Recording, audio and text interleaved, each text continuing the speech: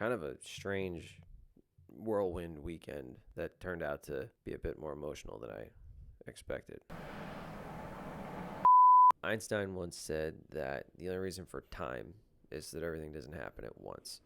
And that's real cute, Albert, but it does sort of illustrate this phenomenon that we kind of experience in life, which is that as we get older, time starts feeling like it's flying by, and the earth is still spinning around the sun at the same rate it always has. But what it is that a year actually starts to mathematically become a smaller and smaller chunk of your life. And as a result, it feels like the years are flying by. And as you get older, it's easy to get to a point where you feel like everything really is kind of happening at once. As the bigger milestones start to happen, both for you and for other people, it's hard not to look at your experience as time passes and think about where you're at. And the trouble is, when those realizations happen, they just sort of hit you. This weekend really was an examination of time as it relates to my own life, given everything that I did.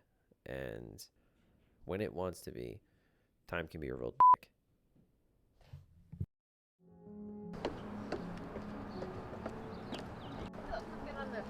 Up here. Excuse you? You heard me.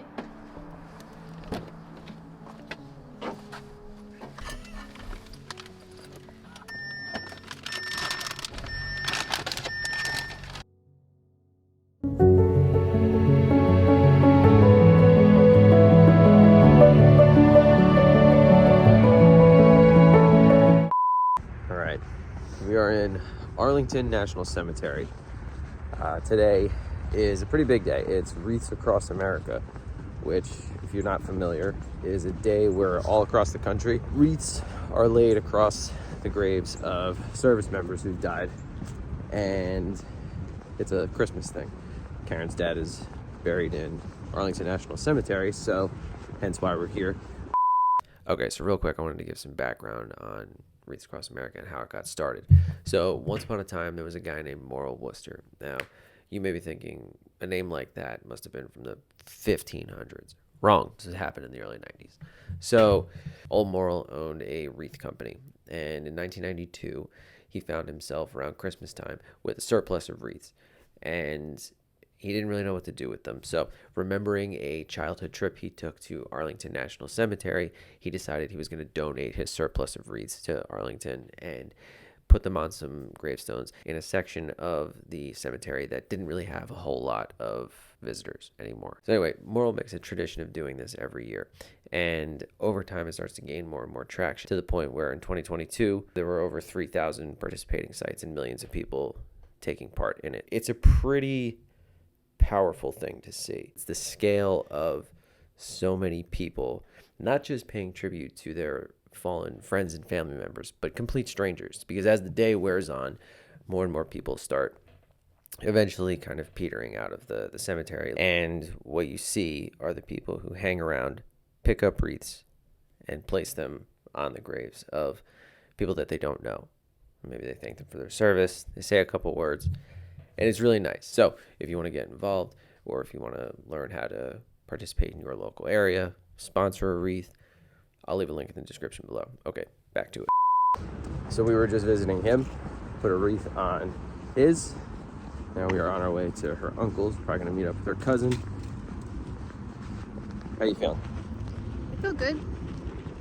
How do you feel being back for Wreaths Across America? It's been a couple of years. Yeah, it feels nice. It's very pretty. Very, I don't know, pretty. Yeah. It's just nice to be here to see it all. How do you feel seeing your dad? It's always nice seeing him. Yeah. He's Ken. He's Ken. So yeah, we're going to be in DC for a little It's bit. a little convoluted getting here. Yeah, they had entrances blocked off, so it was a little bit chaotic trying to get in here. But we made it. And It's a lot warmer than we thought. Yeah, it is warm as shit. I can't believe it. How you doing? Good dog. You try to be friendly, and it doesn't work. As far as my brother-in-law's birthday party is concerned. Okay, I forgot to mention that we are going to a surprise party for my brother-in-law's 30th birthday later that day. Okay, back to it.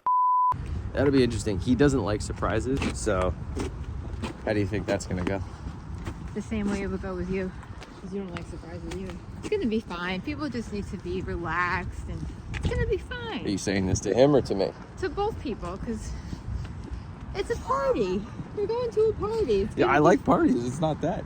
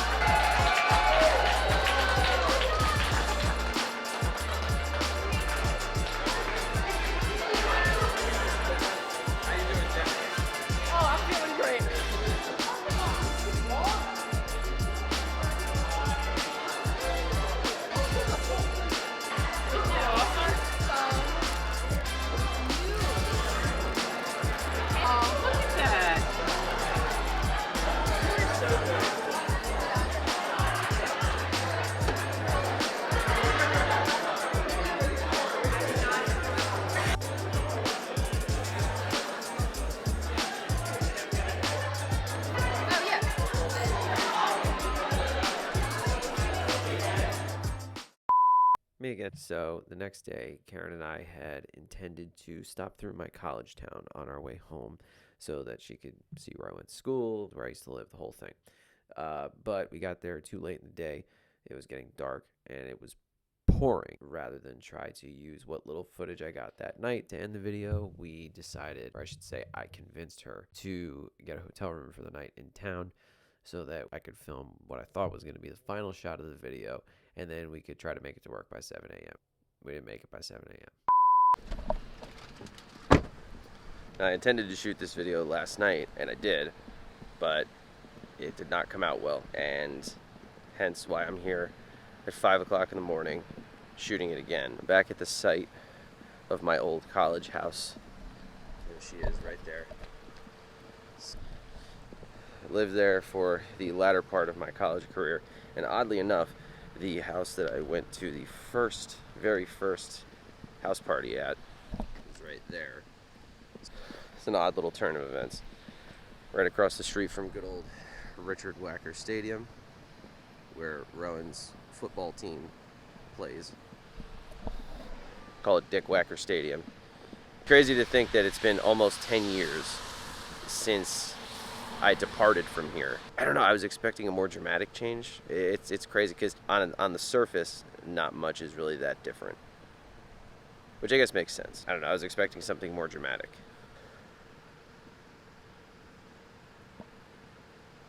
I did not expect to get emotional in the parking lot that morning.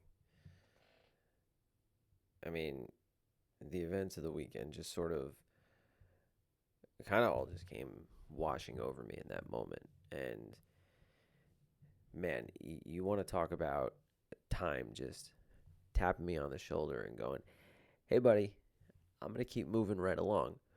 What the fuck are you doing? And me not having an answer.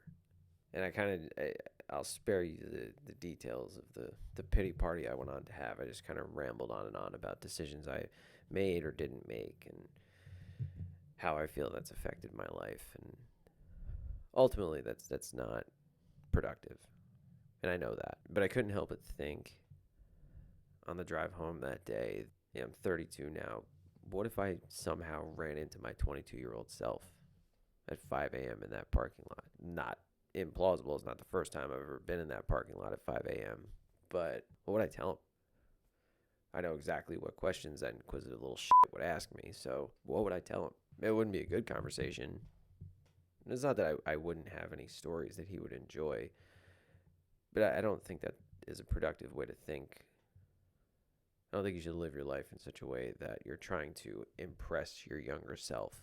To me, that's just an exercise in vanity. Instead, I think you hope to pick up on bits of wisdom that you would ideally like to share with your younger self. And this weekend did remind me of some bits of wisdom that I would like to share with my younger self.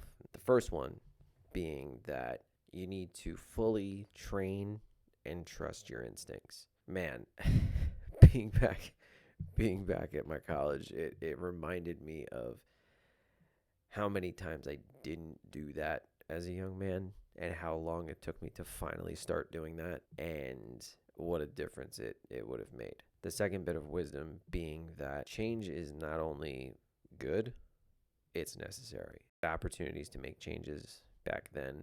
I've had opportunities to make changes since. Again, there's been incremental progress, but big changes are okay and they're often necessary and maybe on the horizon. What kind of changes, you may ask? No, I guess you're just going to have to stick around and find out. I don't know. I don't make the rules here. I do make the rules here, but it's ultimately your choice if you stick around. I think you should. Third bit of advice, maybe the most impactful, is that you want to live in such a way that you're able to surround yourself with people for whom you truly care and who truly care about you. Because in the end, that's all we have, is the people around us. The changes that your life goes through. The path is winding and ever changing, and some things good, some things bad. It's good to know that you have people in your life regardless of what's going on, and you can take comfort in knowing that even when the journey comes to an end, you will continue to take care of each other. That's a pretty special thing. And if that doesn't give you hope, I don't know what the will. So that's my little tale about kind of a strange whirlwind weekend of regional traveling that turned out to be a bit more emotional than I expected. So that's it for now. I'll see you in the next one. Until then, love you. Bye.